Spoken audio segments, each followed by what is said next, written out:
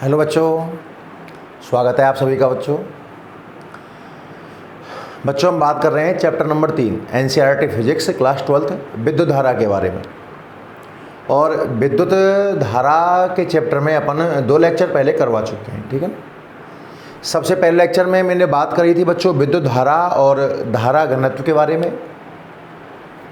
Second lecture में हमने बात करी थी कि जब चालकों पर विद्युत क्षेत्र नहीं होता है तो उनका व्यवहार कैसा होता है, और जब चालकों पर विद्युत क्षेत्र लगाया जाता है तो इनका व्यवहार कैसा होता है। और एक हम बात कर चुके थे अपवाह वेग के बारे में। क्लियर है यहाँ तक? आगे बढ़ते हैं बच्चों, ध्यान से देखना। लेक्चर स्टार्ट करें इससे पहले आप सभी वीडियो को एक बार लाइक और शेयर कर दीजिए, ठीक है। फिजिक्स बात कर रहे हैं चैप्टर नंबर 3 के बारे में, विद्युत धारा। चलिए बच्चों स्टार्ट करते हैं, ठीक है। देखिए तो अपन कल अपवाह वेग पढ़ चुके थे ना, और जब आप अपवाह वेग की बात कर रहे थे, मैं एक बार जल्दी से दोनों लेक्चर आपको 5 मिनट में दौरान करवाता हूँ, आप देखना है ना। देखो सबसे पहले जो हेडिंग अपन ने पढ़ी थी वो थी बच्चों अपनी विद्युत धारा। विद्युत धारा, और विद्युत धारा में आपने देखा कि धारा की परिभाषा थी आवेश प्रवाह की दर। चालक में आवेश प्रवाह की दर धारा कहलाती है। सूत्र क्या था बच्चों इसका? I बराबर Q/T, या एक सूत्र और पढ़ाया था मैंने आपको, I बराबर dQ/dt। याद होगा कैसे आया था, क्वेश्चन भी देखा था हमने इस पर। अगर आवेश समय के रूप में हो तो आवेश का समय के सापेक्ष अवकलन करके धारा प्राप्त की जा सकती है। धारा का मात्रक हमने देखा एम्पियर, और ये अदिश राशि थी। कैसी राशि थी? अदिश।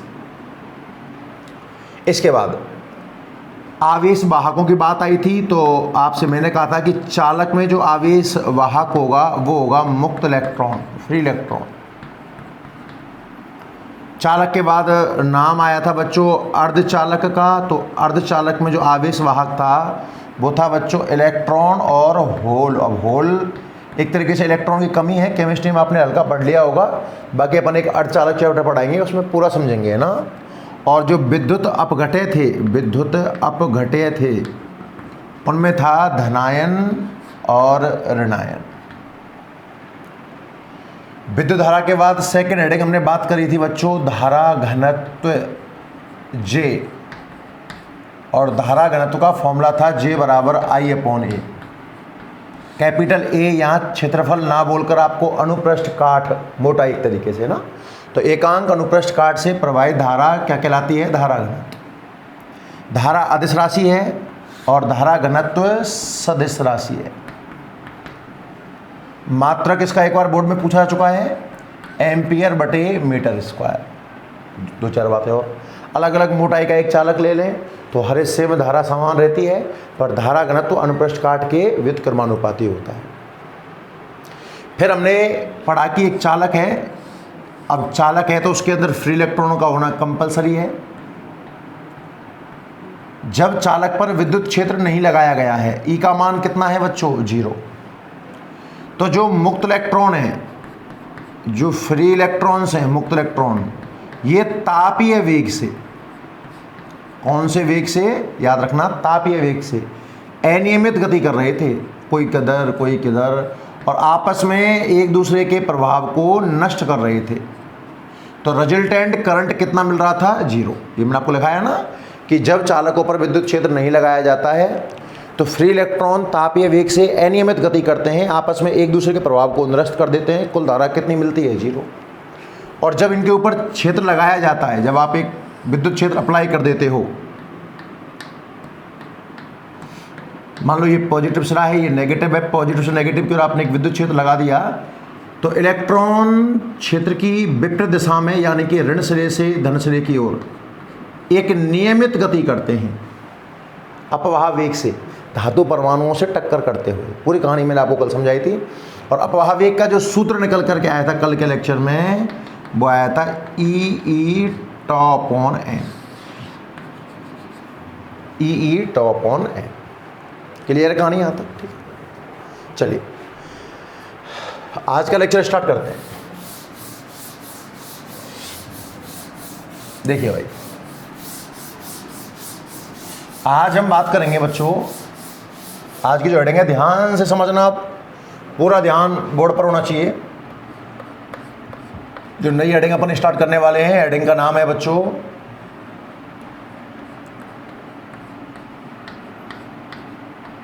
इलेक्ट्रॉन की गतिशीलता। क्या हेडिंग स्टार्ट करने वाले हैं साहब अपन? इलेक्ट्रॉन की गतिशीलता, मोबिलिटी ऑफ इलेक्ट्रॉन। बहुत सरल शब्दों में अपन इसको समझने का प्रयास करते हैं। देखो, समझाने के कई तरीके हैं, ध्यान सुनना। अगर आप अपवाह वेग का फॉर्मूला देखते हो बी डी, तो बच्चों ये आता है ई टाउ अपॉन एम, साथ में नेगेटिव चिन्ह और आता है। मैं परिमाण की बात कर लूँ, अगर मैं परिमाण की बात कर लूँ तो नेगेटिव का साइन नहीं आएगा, अपवाह वेग का फॉर्मूला ये बन जाएगा। बच्चों अगर आप देख पा रहे हो तो जो अपवाह वेग है ना, वो विद्युत क्षेत्र के प्रोपोर्शनल है, समानुपाती है। अपवाह वेग जो है वो विद्युत क्षेत्र के कैसा है? समानुपाती। समानुपाती का मतलब क्या हुआ, सुनना ध्यान से। मान लीजिए कि ये कोई चालक है और इस चालक में बहुत से मुक्त इलेक्ट्रॉन हैं, फ्री इलेक्ट्रॉन्स हैं भाई। अब आप इस चालक पर विद्युत क्षेत्र लगा रहे हो और विद्युत क्षेत्र लगाने की वजह से इलेक्ट्रॉन क्षेत्र के विपरीत अपवाह वेग से गति कर रहे हैं। याद करना, क्षेत्र नहीं था तो इलेक्ट्रॉन तापीय वेग से अनियमित गति कर रहे थे, पर जैसे ही आपने क्षेत्र लगाया तो इलेक्ट्रॉन अपवाह वेग से एक नियमित गति करते हैं। तो ये जो अपवाह वेग आया ना, ये क्षेत्र की वजह से ही तो आया। अगर क्षेत्र आपने हल्का सा लगाया होगा तो जो अपवाह वेग आया होगा वो भी कम आया होगा। आप जितने ज़्यादा क्षेत्र का मान बढ़ाते जाओगे, अपवाह वेग का मान उतना ही बढ़ता जाएगा। मीन्स जो अपवाह वेग है वी डी, वो विद्युत क्षेत्र के कैसा है? समानुपाती। ये बात आपको समझ में आ जानी चाहिए। आप चाहो तो इस सूत्र को फॉर्मूले से याद कर लो। बी डी बराबर होता है ई टाउ बाई एम, तो अपवाह वेग विद्युत क्षेत्र के समानुपाती है। और या आप इसको, जो मैंने आपको कॉन्सेप्ट सिखाया था अपवाह वेग का, उसे समझ लीजिए कि जब आप विद्युत क्षेत्र लगाते हो तभी तो अपवाह वेग आता है। अब आप विद्युत क्षेत्र कम परिमाण का लगा रहे हो तो अपवाह वेग भी कम परिमाण का आएगा। आप विद्युत क्षेत्र अधिक परिमाण का लगा रहे हो तो अपवाह वेग भी अधिक परिमाण का आएगा। कहने का तात्पर्य ये हुआ कि जो अपवाह वेग होता है चालकों में, जो अपवाह वेग होता है वो किसके समानुपाती होता है साहब? विद्युत क्षेत्र की तीव्रता के। अब अगर आप इस समानुपाती को हटा करके बराबर काम में लेना चाहो तो कांस्टेंट आएगा, और वो कांस्टेंट आता है म्यू। म्यू क्या बोलते हैं बच्चों? म्यू। ठीक है ना? ये म्यू जो है वो समानुपाती स्थिरांक है, समानुपाती की जगह आया है, और इसी को कहा जाता है इलेक्ट्रॉन की गतिशीलता। तो इलेक्ट्रॉन की गतिशीलता का सूत्र क्या आ गया? B D upon capital E. तो अगर परिभाषा बनानी हो तो जो गतिशीलता है एक तरीके से अपवाह वेग और क्षेत्र की तीव्रता का अनुपात है। तो आप यही परिभाषा बोल दीजिए कि किसी चालक में इलेक्ट्रॉनों के अपवाह वेग और विद्युत क्षेत्र की तीव्रता का अनुपात, एकांक करके बोल दो या सीधा अनुपात के रूप में बोल दो, क्या कहलाता है बच्चों? गतिशीलता कहलाता है, मोबिलिटी कहलाता है। कहानी समझ में आई ना? मात्रक वगैरह निकाल सकते हैं। अब चूंकि ऊपर अपवाह वेग है तो वेग का मात्रक तो मीटर बटे सेकंड होता है, और विद्युत क्षेत्र की तीव्रता के दो मात्रक होते हैं, न्यूटन बटे कूलाम और वोल्ट बटा मीटर। मैंने न्यूटन बटे अगर कूलाम लिया है तो इनको उल्टा करेंगे तो मीटर इंटू कूलाम बटे न्यूटन इंटू सेकंड। एक मात्रक ये आ जाएगा, एक मात्रक और आ जाएगा न्यूटन बटे कूलाम को हटाकर जब मैं वोल्ट बटे मीटर जमाऊंगा तो वोल्ट बटे मीटर जमा के देख, मीटर बटे सेकंड तो ऊपर वेग का ही है, और वोल्ट बटे मीटर और जमा दे तो metre square upon volt into second. दोनों मात्रक किसके आगे? इलेक्ट्रॉन की गतिशीलता के आगे। कहानी समझ में आई कि नहीं आई? इलेक्ट्रॉन की गतिशीलता बहुत टफ टॉपिक नहीं है, बहुत आसान टॉपिक है भैया। इससे आसान क्या होगा कि जो अपवाह वेग है वो ई के प्रोपोर्शनल है, प्रोपोर्शनल को हटा के कांस्टेंट काम में लिया गया म्यू, समानुपाती स्थिरांक है, इसी को कहा जाता है इलेक्ट्रॉन की गतिशीलता। तो आपने म्यू निकाल लिया, BD/E। अपवाह वेग और क्षेत्र की तीव्रता का अनुपात इलेक्ट्रॉन की गतिशीलता कहलाता है। मात्रक बना लो, विमा बना लो, खेल खत्म। जैसे आपने इलेक्ट्रॉन की गतिशीलता पढ़ी है, वैसे आगे जाकर के हम होल की गतिशीलता के बारे में विचार करेंगे, वो अपन अर्धचालक वाले चैप्टर में करने वाले हैं, ठीक है ना। फिलहाल देखिए, हेडिंग लगाइए आप सभी भी और मेरे साथ साथ लिखने का प्रयास करें।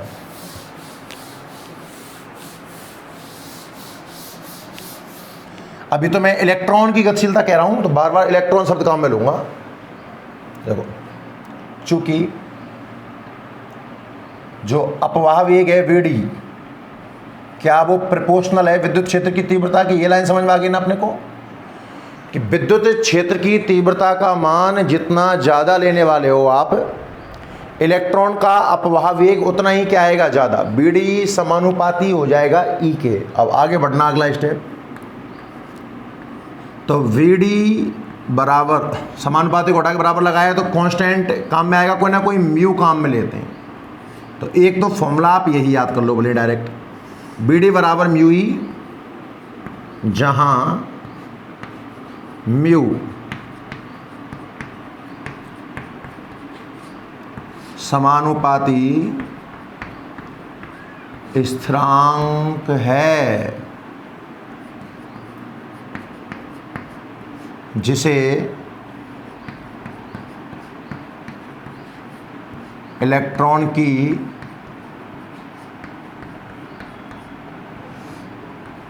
गतिशीलता कहते हैं। तो फिर गतिशीलता का सूत्र आ गया म्यू का BD/E, और यहाँ से आप बनाओगे इसकी परिभाषा। यहाँ लिखता हूँ साइड में, ठीक है ना, सुनना ध्यान से। ये लिखना कंपलसरी नहीं है, आपको इच्छा हो तो लिख लेना, अदरवाइज आपकी परिभाषा यहाँ से स्टार्ट होती है। क्या गतिशीलता है, क्या है, BD और E का अनुपात। BD मीन्स अपवाह वेग और E का मतलब विद्युत क्षेत्र की तीव्रता, है ना। तो किसी चालक में इलेक्ट्रॉन के अपवाह वेग तथा विद्युत क्षेत्र की तीव्रता का अनुपात। आपको पता है ना, बिना विद्युत क्षेत्र लगाए तो आप अपवाह वेग की बात ही नहीं कर सकते, क्योंकि क्षेत्र नहीं होगा तो फिर इलेक्ट्रॉन तापीय वेग से गति करेगा, क्षेत्र होगा तभी तो अपवाह वेग से गति करेगा। तो चालक में इलेक्ट्रॉनों का अपवाह वेग और जो आपने क्षेत्र आरोपित किया है उस विद्युत क्षेत्र की तीव्रता का अनुपात इलेक्ट्रॉन की गतिशीलता कहलाता है। क्लियर है भाई, यहां तक परिभाषा हो गई।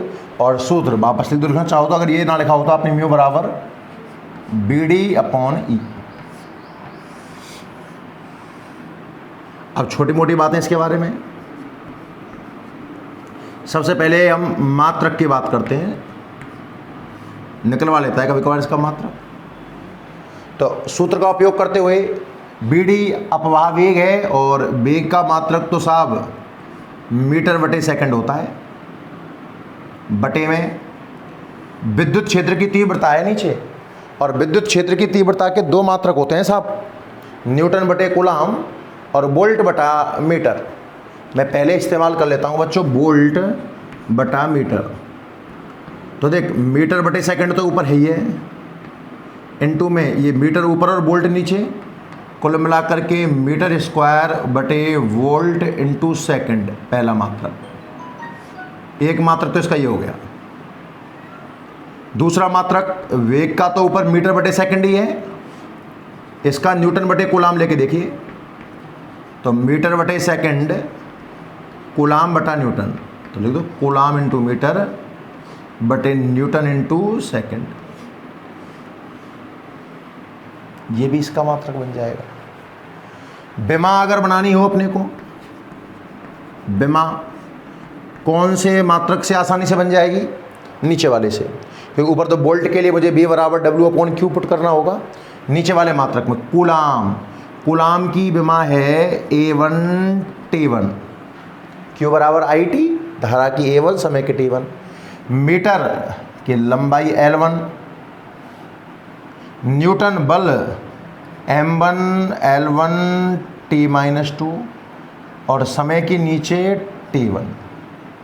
देखो ध्यान से, T1 से T1 कट गया, L1 से L1 कट गया, ऊपर क्या बचा अपना A1 और M ऊपर गया तो M हो गया -1, L नहीं है, और T हो गया +2। सही लिखा है ना मैंने, एक बार चेक करना भाई। कूलाम की A1 T1, मीटर की L1, न्यूटन की M1 L1 T-2 और सेकंड की T1। ठीक है, T1 कट गया, L1 कट गया, सही लिखा है, M-1, L है ही नहीं है, T+2 और A1। ठीक है, तो इसको बड़े कोष्ठक और बड़े अक्षरों में लिख दीजिए, M-1 L0 T2 A1। अब विमाएँ कोई याद थोड़ी करनी पड़ती हैं भाई, कहाँ तक विमा याद करोगे। मैंने आपको विमा निकालना 11th क्लास में बहुत अच्छे तरीके से समझाया है, और मेरी गारंटी है जिसने 11th पढ़ी है अपने पास, वो बच्चा बड़ी आसानी से विमा निकाल सकता है। करिए, नोट करिए, जल्दी से आगे बढ़ते हैं फिर।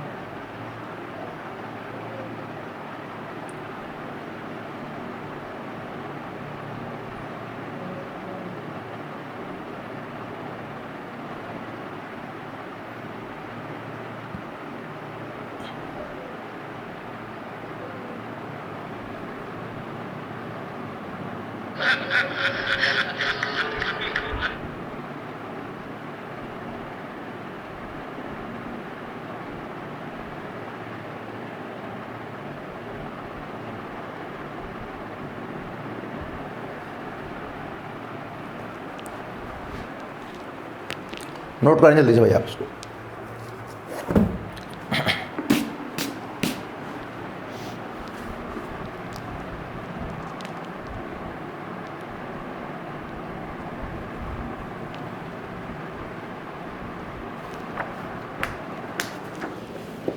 नेक्स्ट टॉपिक,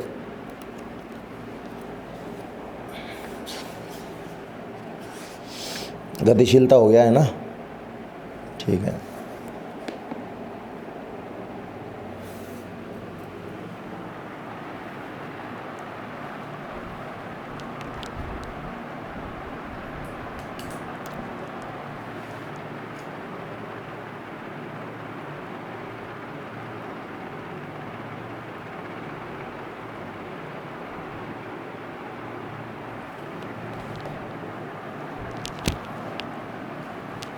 अगली हेडिंग देखिए, एक हेडिंग तो हमने पढ़ ली, इलेक्ट्रॉन की गतिशीलता, है ना, बहुत आसान हेडिंग थी। अगली हेडिंग इंपॉर्टेंट है भाई ना, हेडिंग डाल लीजिए आप सभी एक बार। हेडिंग का नाम है बच्चों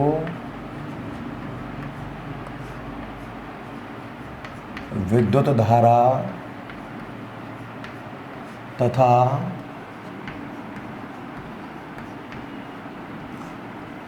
अपवाह वेग में संबंध। विद्युत धारा तथा अपवाह वेग में संबंध। देखिएगा, एक मोस्ट इंपॉर्टेंट रिजल्ट है भैया ये ना, आपको धारा और अपवाह वेग में संबंध निकालना है। अच्छा सुनना ध्यान से, सब कुछ पढ़ चुके हैं, चीज़ों को अरेंज करना है। पहले मैं सबसे पहले तो आपको संबंधी बोल देता हूँ, हालांकि मैं हर चीज़ आपको प्रूफ करा के लिखाता हूँ, फिर भी देखो चीज़ें डायरेक्ट याद रहें तो बहुत अच्छा है। अपवाह वेग का फॉर्मूला अपने को डायरेक्ट याद रखना है, VD बराबर EE τ/m। कैसे आया, मैंने पूर्णतः प्रूफ कराया आपको। तो धारा, विद्युत धारा का मतलब I और अपवाह वेग का मतलब BD। तो I बराबर फॉर्मूला होता है बच्चों NE/AVD। प्रयास करें कि फॉर्मूला याद ही हो जाए, क्योंकि बहुत जगह काम लेने वाले हैं। और अब आज के लेक्चर में अपन बस ढंग से इसका पोस्टमार्टम करने वाले हैं, बेफिक्र रहें आप, है ना। तो सबसे पहले तो फॉर्मूला एक बार पढ़ लीजिए। धारा और अपवाह वेग में संबंध क्या होता है साहब? I बराबर NEABD। इनका फिजिकल अर्थ क्या होगा? I मीन्स विद्युत धारा, प्रवाहित विद्युत धारा हो जाएगी I। N होगा बच्चों इलेक्ट्रॉन घनत्व। क्या नाम बोला मैंने? मैं लिख देता हूँ, ये लो। I का मतलब तो है विद्युत धारा, स्मॉल n का मतलब है इलेक्ट्रॉन घनत्व या एकांक आयतन में इलेक्ट्रॉनों की संख्या। कोई पदार्थ है, उसके एकांक आयतन में कितने मुक्त इलेक्ट्रॉन हैं, इलेक्ट्रॉन घनत्व बोल सकते हैं इस चीज को। स्मॉल ई आप समझ गए होंगे शायद, इलेक्ट्रॉन का आवेश। कैपिटल ए अनुप्रस्थ काठ और बीडी अपवाह वेग। कैसे आया मैं आपको प्रूफ दिखाता हूं, ध्यान से सुनना बच्चों। आप कोई एक चालक मान लो, ये लो बेलनाकार आकृति मान ली, कुछ भी मान लो, क्या फर्क पड़ रहा है, पाइप जैसा, चौक जैसा। ये जो आपने चालक माना है, इस चालक की लंबाई है L। चालक की लंबाई कितनी लिया है आपने? L। और जो इस चालक का ये क्रॉस सेक्शनल एरिया है, जो ये अनुप्रस्थ काट है, अनुप्रस्थ काट समझ गए ना आप लोग, मोटाई एक तरीके से, वो है A। हम एक चालक पर विचार कर रहे हैं, इसकी लंबाई है L, अनुप्रस्थ काट है A, और एकांक आयतन में इलेक्ट्रॉन है N। देखो कुल इलेक्ट्रॉन नहीं बोल रहा हूं मैं, ध्यान सुनना, ये N बड़ा प्रॉब्लम क्रिएट करेगा आपके जीवन में। स्मॉल n का मतलब देखो एक चालक है, उसमें पता नहीं कितने मुक्त इलेक्ट्रॉन है, भगवान जाने, बहुत इनफाइनाइट, पूरे इलेक्ट्रॉन तो मुझे नहीं पता, पर उसके एकांक आयतन में, 1 मीटर क्यूब आयतन में, एकांक लंबाई, एकांक चौड़ाई, एकांक ऊंचाई, उस हिस्से में मुक्त इलेक्ट्रॉन आपको हमेशा प्रश्न में दिए जाएंगे N। इस N के दो नाम हैं, या तो आप पूरी फॉर्म में तो कहेंगे इसको एकांक आयतन में मुक्त इलेक्ट्रॉनों की संख्या, या तो आप इसको कहोगे एकांक आयतन में मुक्त इलेक्ट्रॉनों की संख्या, और या आप इसी चीज को कहोगे इलेक्ट्रॉन घनत्व। आप एक चालक पर विचार कर रहे हो बच्चों, लंबाई कितनी मान लिया आपने L, अनुप्रस्थ काट कितना मान लिया A, और उस चालक के एकांक आयतन में इलेक्ट्रॉन कितने मान लिए अपन ने N। अब इसे हम कनेक्ट कर देते हैं बैटरी से। ये लो साहब बैटरी, पॉजिटिव और नेगेटिव, V वोल्ट की बैटरी से आपने इसको कनेक्ट कर दिया। कोई ना कोई करंट फ्लो होगा ना, वो करंट निकालने का ही मैं प्रयास कर रहा हूं। अब दिमाग लगाना बच्चों, आप देखिए, आपको करंट निकालना है I, और करंट का फॉर्मूला आपने पढ़ा है I बराबर Q/T। बड़ा ही सरल तरीका है भाई, धारा प्रवाह का आपने सूत्र पढ़ा है ना, तो धारा का I बराबर क्या होता है? Q/T। हमें इस चालक में धारा निकालनी है, तो I अगर चालक में धारा है तो Q क्या चीज है? Q क्या चीज है? Q है इस चालक का आवेश, और T है समय। अब एक एक बिंदु पर विचार करते हैं। सर Q कैसे निकलेगा? बच्चों विचार करो, आप चालक का आवेश कैसे निकालोगे? चालक में आवेश, याद कर, चालक में जो आवेश वाहक है वो तो मुक्त इलेक्ट्रॉन है, तो इस चालक में जो आवेश रहा होगा वो रहेगा मुक्त इलेक्ट्रॉन की वजह से, केवल और केवल मुक्त इलेक्ट्रॉन की वजह से। थोड़ा दिमाग पर जोर डाल के देखना भाई। आप निकालना चाह रहे हो विद्युत धारा, देखो इससे आसान कोई तरीका नहीं है इस चीज को पढ़ने का, आप सारी चीजें जानते हो, बस एडजस्ट करना है चीजों को। आपने क्या किया, मैं इसको वापस साफ करके लिखता हूं एक बार, और दोबारा देखना, और एक तरीके से सिखाता हूं। करना क्या चाह रहे हैं हम? विद्युत धारा और अपवाह वेग में संबंध। तो धारा, अब चूंकि इस चैप्टर में अपन को चालक पढ़ना है, तो अपन ने एक चालक मान लिया, ये लो कोई भी चालक मान लो, कैसा भी। लंबाई कितनी मान ली हमने? L पता होनी चाहिए, और जो अनुप्रस्थ काट है इस चालक का वो कितना मान लिया? A। और एकांक आयतन में कितने इलेक्ट्रॉन मान लिए n। मैं बार बार कह रहा हूं स्मॉल n चालक के कुल इलेक्ट्रॉन नहीं है, एकांक आयतन के इलेक्ट्रॉन है। और अगर कुल इलेक्ट्रॉन निकालने पड़ जाएं, एकांक आयतन के तो पता है, आयतन का स्मॉल n से गुणा कर देना।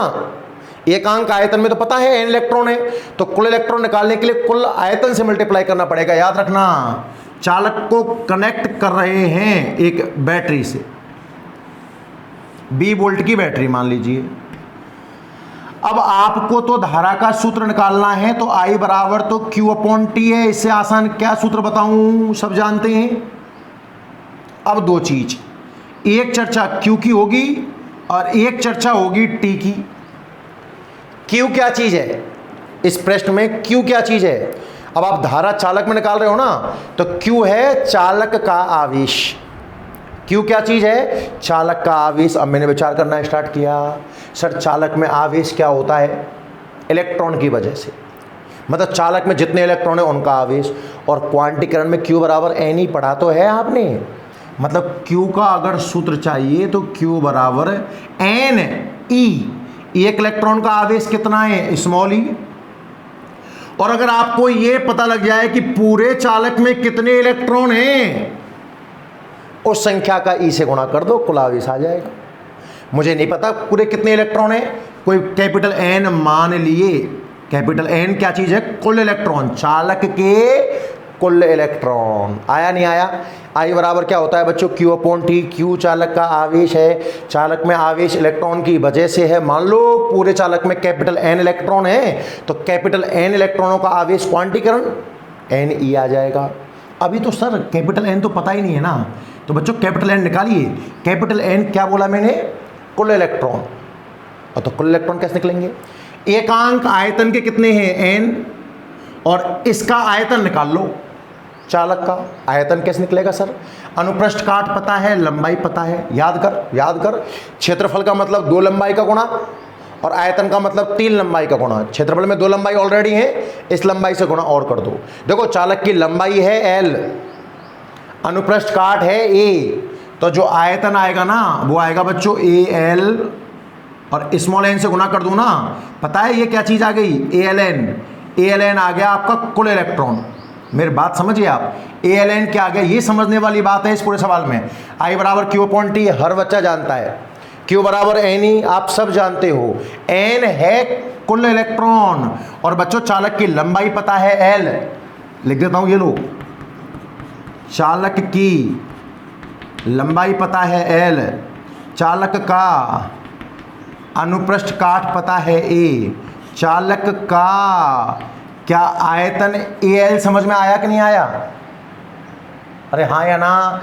चूंकि एक इलेक्ट्रॉन का आवेश होता है E, तो जो कुल आवेश आएगा ना वो आएगा एकांक आयतन में इलेक्ट्रॉन है N, तो कुल इलेक्ट्रॉन हो जाएंगे ALN, तो कुल आवेश हो जाएगा ALNE।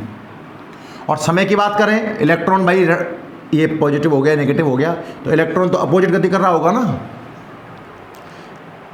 क्षेत्र लगा हुआ है मींस अपवाह वेग से। समय का सूत्र है दूरी बटे चाल, दूरी यहां से यहां तक चालक की लंबाई का काम करेगी L, और चाल VD क्यों, क्योंकि क्षेत्र लगा दिया गया है। दोनों चीज़ों को जमा दीजिए आप, I बराबर Q की जगह तो ALNE और T की जगह L/BD ऊपर पहुंच जाएगा।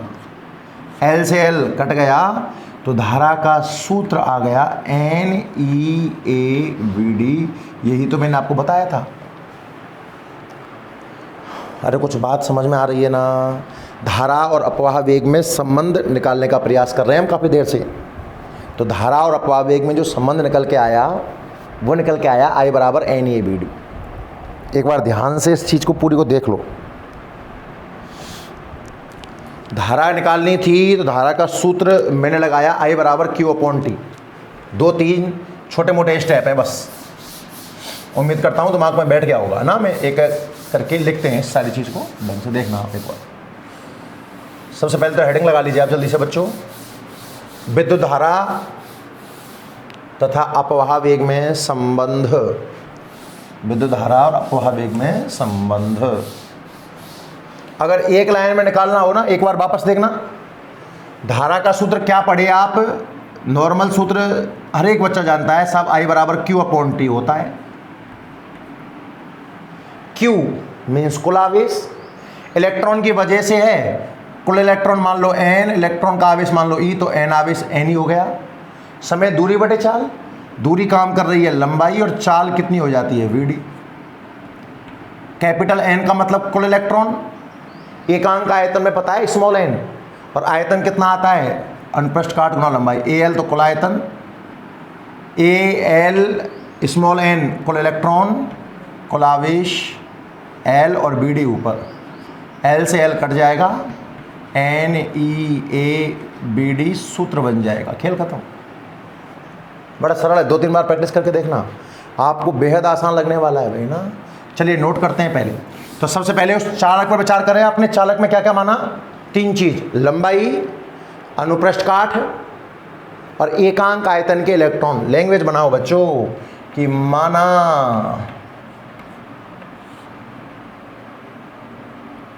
L लंबाई, कॉमा कैपिटल A अनुप्रस्थ काट वाला चालक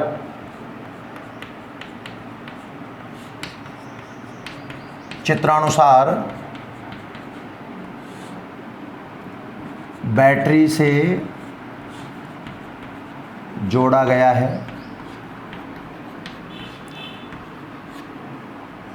चालक के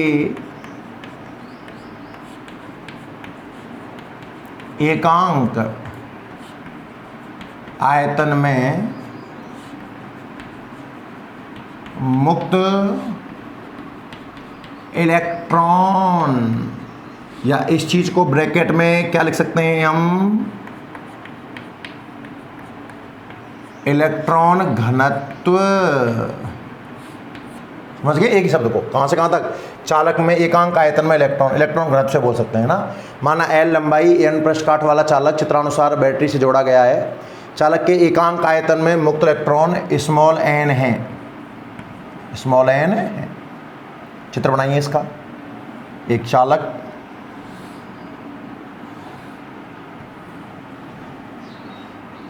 अनुप्रस्थ काट हो गया A, लंबाई हो गई इसकी L, और इसे कनेक्ट कर दिया गया है एक बैटरी से। क्लियर है।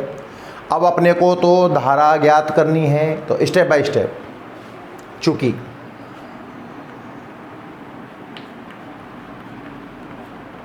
चालक की लंबाई कितनी मानी आपने, L, चालक का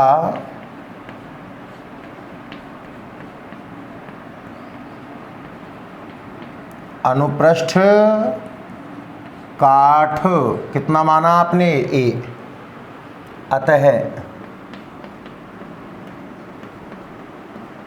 चालक का आयतन, बताओ ये 3 स्टेप समझ में आए या नहीं आए, ये हो जाएगा Al।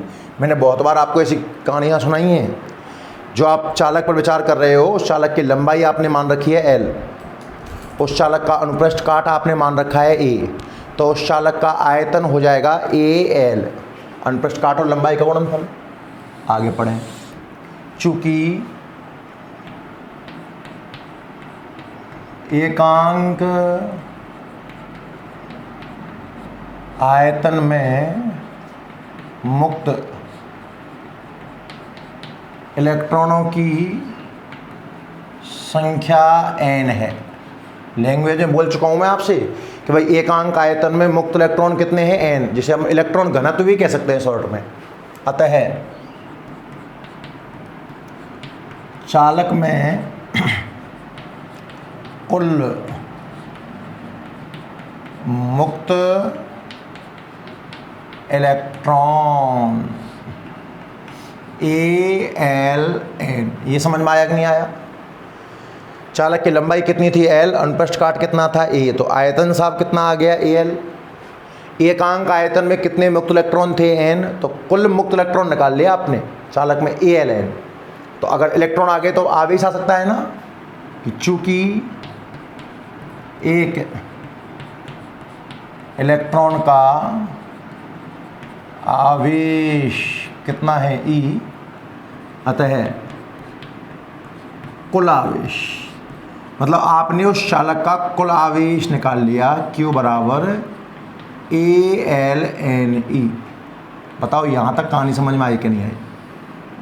आप एक चालक की कल्पना करके बैठे हो, लंबाई L है, अनुप्रस्थ काट A है, और एकांक आयतन में कितने इलेक्ट्रॉन हैं N। याद रहे स्मॉल n, एकांक, बार बार बोल रहा हूँ मैं, एकांक आयतन में इलेक्ट्रॉन हैं। तो लंबाई L, अनुप्रस्थ काट A, आपने कुल आयतन निकाल लिया, कितना आ गया बच्चों AL। एकांक आयतन में कितने इलेक्ट्रॉन थे N, तो कुल मुक्त इलेक्ट्रॉन आ गए ALN। एक इलेक्ट्रॉन का आवेश कितना है E, तो कुल आवेश आ गया ALNE। चूंकि I बराबर सब परिचित हो Q/T से, तो मान जमा दो। Q की जगह तो आवेश तो हो गया ALNE, नीचे भाई साहब समय है, और समय का सूत्र क्या जानते हो, दूरी बटे चाल। तो जब इलेक्ट्रॉन ट्रेवल करेगा पॉजिटिव टर्मिनल से नेगेटिव टर्मिनल की ओर, तो उसे डिस्टेंस ट्रेवल करनी होगी L, दूरी तो हो गई L, और इस समय जो चाल होती है वो होती है अपवाह वेग BD। L से L कट जाएगा और BD ऊपर घूम जाएगा। तो I बराबर ANE लिख दो, जो जिस क्रम में आपसे याद हो जाए। तो मैं NEAVD। I विद्युत धारा है, स्मॉल n है मुक्त इलेक्ट्रॉन एकांक आयतन में, स्मॉल e इलेक्ट्रॉन का आवेश, कैपिटल A अनुप्रस्थ काट, और BD है अपवाह वेग। नोट करिए बच्चों आराम से इसको, ये रिजल्ट अपने को याद रखना है इस चैप्टर में, और अगले चैप्टर में भी मैं ये काम में लूँगा, याद रखना एज इट इज।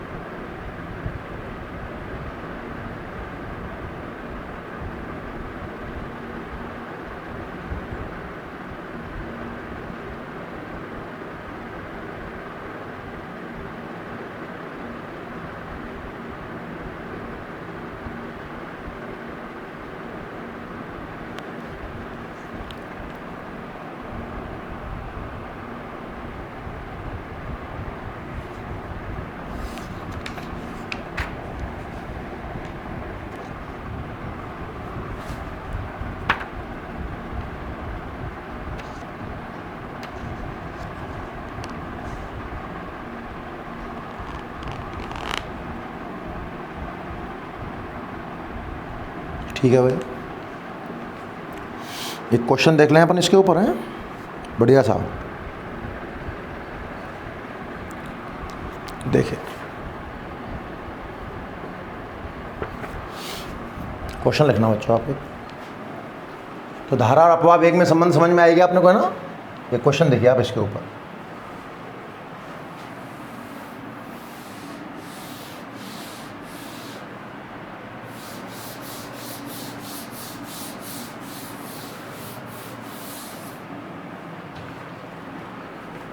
क्वेश्चन क्या कहता है सुनिए।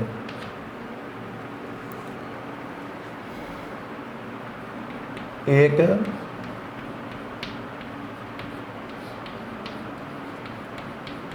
तांबे के तार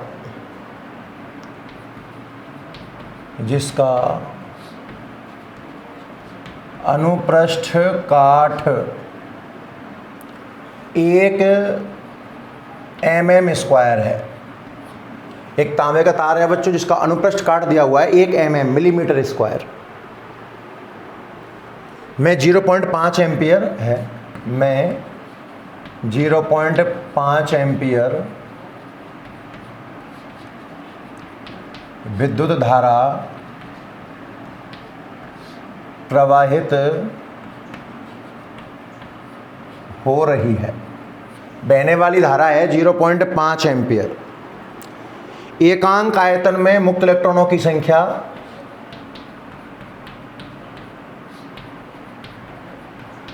एकांक आयतन में मुक्त इलेक्ट्रॉनों की संख्या 8.5 गुना 10⁻22 पर सेंटीमीटर क्यूब हो तो इलेक्ट्रॉन का अपवाह भी ज्ञात करो। हो तो इलेक्ट्रॉन का अपवाह वेग ज्ञात करो। सॉल्व करो भाई जल्दी से। चलिए रफ में आप एक बार सॉल्व तो करके देखें। मुझे पता है आप क्या गलती करने वाले हो, एक बार करें गलती वो, उसके बाद अपन आगे बढ़ेंगे। जल्दी सॉल्व कर देखिए। एक हेडिंग तो अपन आज पढ़ चुके हैं इलेक्ट्रॉन की गतिशीलता, है ना, और दूसरी हेडिंग पढ़ लिया अपन ने धारा और अपवाह वेग में संबंध।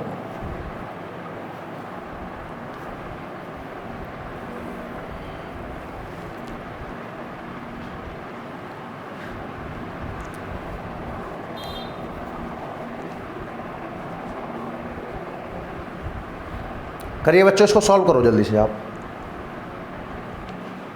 क्योंकि सॉल्व करके देखोगे और वो गलती करोगे ना तभी अपने को कुछ समझ में आएगा भाई आगे।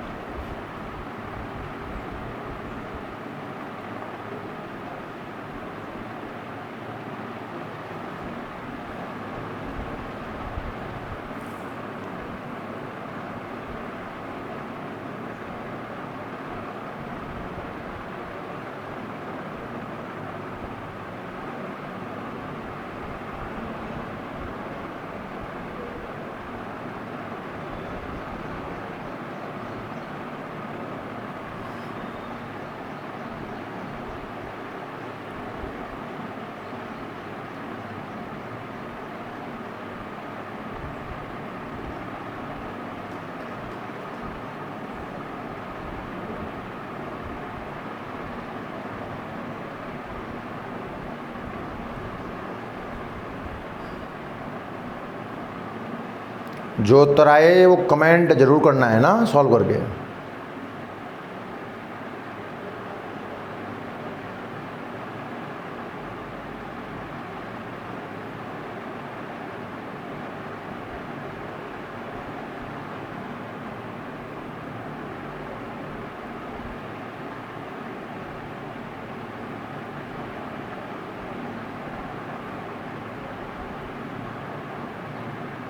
देखिए भाई करते हैं सॉल्व। आपने एक बहुत बड़ी गलती करी होगी, वो देखना कहाँ। अनुप्रस्थ काट 1 mm² दिया हुआ है, ए 1 मिलीमीटर²। तो मीटर में कैसे कन्वर्ट करें साहब? एक तो अपना है ही है गुणा mm का मतलब होता है 10⁻³ मीटर।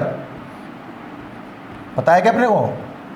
स्क्वायर और है, कुल मिलाकर के 10⁻⁻6 मीटर²। ये समझ में आया ना? अरे मिलीमीटर², मिली का मतलब होता है 10⁻³ और स्क्वायर का 2 बार ले लो, -3 10⁻6। धारा 0.5 एम्पियर, आई का मान 0.5 एम्पियर। एकांक आयतन में मुक्त इलेक्ट्रॉन की संख्या, मतलब स्मॉल n, अब यहाँ पढ़ना आप ध्यान से, 8.5 गुना 10⁻22 पर सेंटीमीटर क्यूब। बच्चों ये क्या कह रहा है, आप थोड़ा दिमाग लगाना, कि 1 सेंटीमीटर क्यूब आयतन में इतने इलेक्ट्रॉन हैं। 1 सेंटीमीटर क्यूब आयतन में इतने इलेक्ट्रॉन हैं, तो आपको तो एम के एस पद्धति में चाहिए ना। एकांक आयतन का मतलब हुआ 1 मीटर क्यूब आयतन में। देखना बच्चों ध्यान से, आप लिखोगे 8.5 गुना 10⁻22 तो अपना है ही है, बटे में सेंटीमीटर क्यूब को मीटर क्यूब में बदलेगा तो सेंटीमीटर मतलब उसके बाद -2 और -2 -2 -2 10⁻−6 मीटर क्यूब। अरे हाँ या ना, ऊपर ले जाओ, -6 ऊपर +6, तो 8.5 गुना 10⁻28 पर मीटर क्यूब। ये आपने 100% गलती करी होगी यहाँ पर चेंज करने में। मेरी बात समझना, स्मॉल n का मात्रक है एक तरीके से 1/मीटर क्यूब, 1/मीटर क्यूब मात्रक है। नीचे सेंटीमीटर क्यूब था, बटे में था, ध्यान रखना ये। तो सेंटीमीटर क्यूब को आपने मीटर क्यूब बदला और ऊपर ले गए, तो ये संख्या सॉल्व होकर आई। निकालना क्या है, अपवाह वेग। अब ये क्वेश्चन बड़ी आसानी से हो जाएगा। धारा है, अपवाह वेग की बात करवा रहा है, और धारा और अपवाह वेग में सूत्र क्या जानते हो आप, I बराबर NE/AVD। तो अपवाह वेग का सूत्र क्या बन गया साहब, I/NEA। सारे आंकड़े जमा दो। धारा 0.5 एम्पियर, स्मॉल n 8.5 गुना 10⁻28, स्मॉल e 1.6 गुना 10⁻−19 और कैपिटल A 10⁻−6। काट लो, BD बराबर, देखो पॉइंट से पॉइंट कट गया, 5 से काटूंगा ऊपर बचेगा 1, और 5 से काटेंगे तो 5 एकम 5, 3 35 17 बार, गुणा यहाँ से 1.6 और 10⁻, सुनना नीचे जोड़ना कितना हुआ, -19 और -6 माइनस का 25 और प्लस के 28, तो प्लस का 3 बचा, ऊपर ले गए तो 10⁻−3 बचा।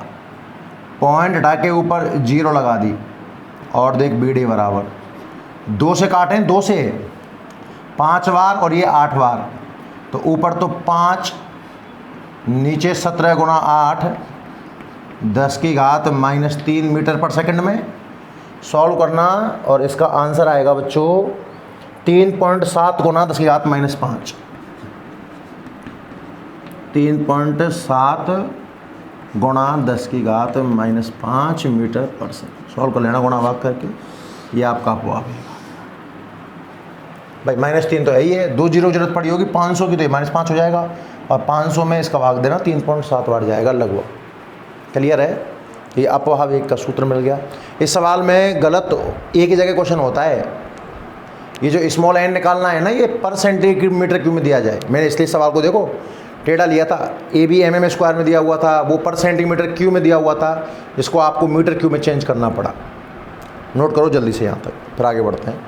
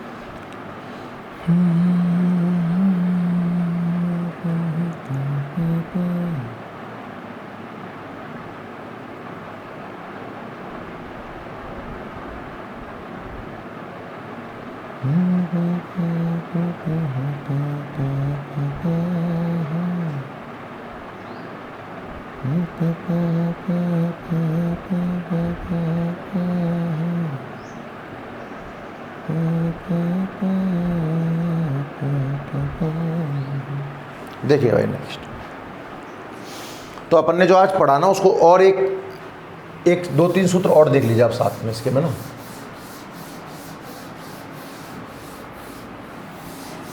देखो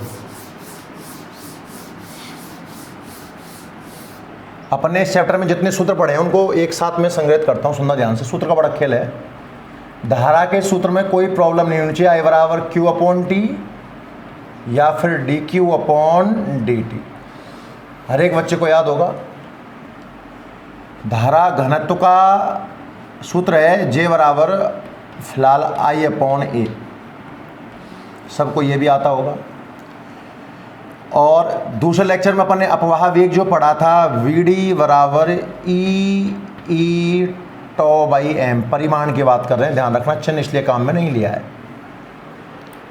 आज जो आपने पढ़ा गतिशीलता, तो एक आपने पढ़ा बी डी बराबर म्यू ई, याद कर लो, एक ही बात है, याद आ गया ना आपको कैसे? वी डी समानुपाती था ई के, तो बी डी बराबर म्यू ई बन गया था। और एक जो आपने धारा और अपवाह वेग में पढ़ा, मैं लिखना चाहता हूँ, देखना, आपने पढ़ा आई बराबर N E A V D, किसका सूत्र पढ़ा आपने? क्या है ये? धारा मतलब विद्युत धारा तथा अपवाह वेग में संबंध, धारा और अपवाह वेग में संबंध हो गया ये। अब कोई बच्चा ये कहे सर हमें तो धारा और गतिशीलता में संबंध चाहिए, तो बीडी का सूत्र गतिशीलता के रूप में म्यू ई होता है ना, आप जमा के देखना, आई बराबर N E A mu E,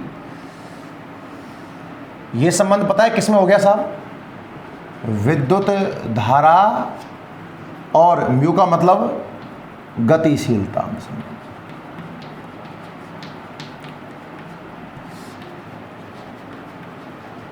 मेरी बात समझ में आ रही है सबको?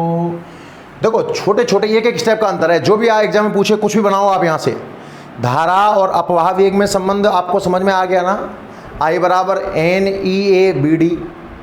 अब अगर धारा और गतिशीलता में पूछ ले तो धारा को तो बचा के रखा, अपवाह वेग को हटाकर बी डी की जगह म्यू ई जमा दिया। और देख, धारा और विद्युत क्षेत्र में संबंध पूछ ले कभी कभार, धारा और विद्युत क्षेत्र में, तो आई बराबर ई अपॉन एल ही हो गया वो तो है ना। एक और निकाल सकते हैं, क्या निकाल सकते हैं? विभव का सूत्र, सॉरी, अपवाह वेग और विभव में संबंध। तो देखो अपवाह वेग और विद्युत क्षेत्र की तीव्रता में पूछे तो बी डी बराबर ई टॉ बटे एम, ये किस किस के बीच संबंध है भाई? अपवाह वेग और विद्युत क्षेत्र की तीव्रता।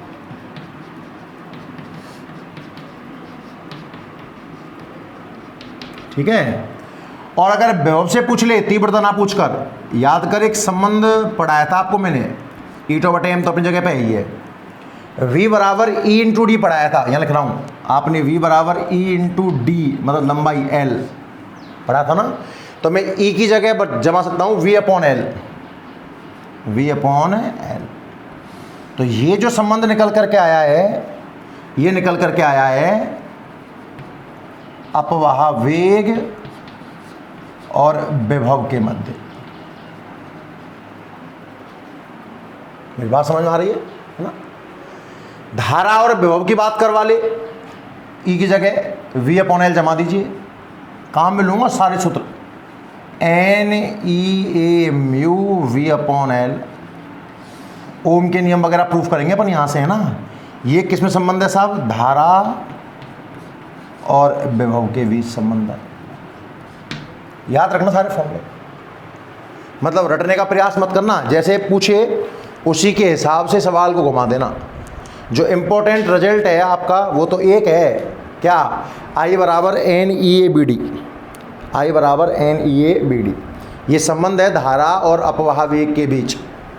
बाकी पे ये तो आप ऐसा करना कि इसको ना एज इट इज उतार लेना, समझ समझ करके, ठीक है ना।